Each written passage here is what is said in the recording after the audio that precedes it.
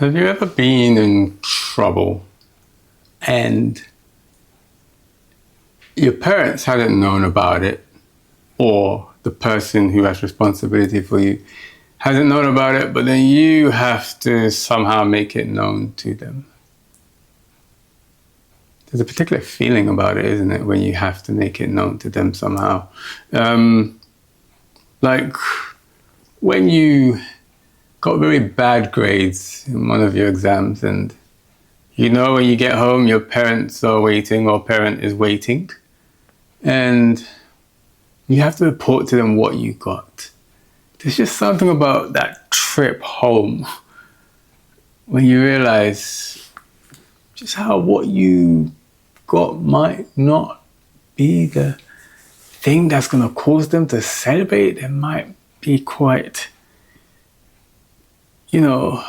upset by the fact that, maybe you didn't reach some place of grandeur, great mark, or, It's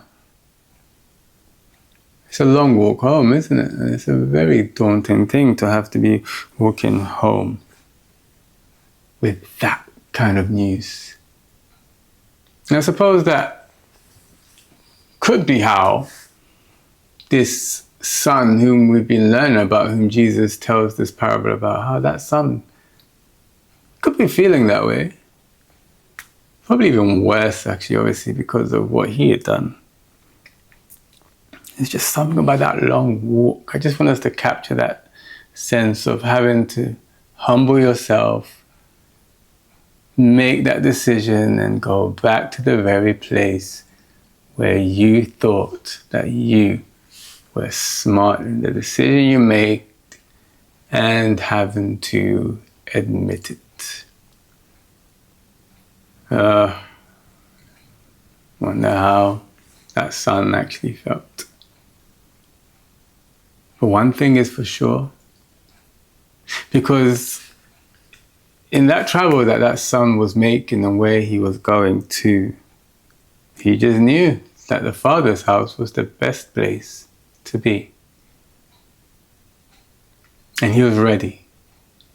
He was ready to do the work that he needed to do. He was ready to take whatever position he'd be offered, however low it was, because just being with the Father is the best place for him to be. And as Jesus is telling this parable in Luke chapter 15, verse 20, we're going to find out something now from the viewpoint of the Father. Because up until now, before all of this, we'd been seeing what the Son had done and where he got himself. But we're going to learn something about the Father and how the Father is and how he treats his Son. And from that, we're going to get ideas concerning who God the Father is, more specifically, how he treats us when we have gone against him and done our own things. So just know this for sure. If you're taking that long walk where you're sat down and just reflecting on how your decisions have been and where they've landed you, or how you've ruined things, do not worry. It may feel like it's a long walk, but know for sure that walk, in the end, you'll be glad you made that decision. So I just want to encourage you, come to the Father, come through his Son, Jesus Christ, who calls you into a true relationship with him.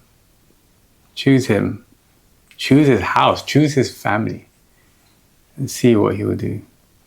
God bless you. Have a wonderful week.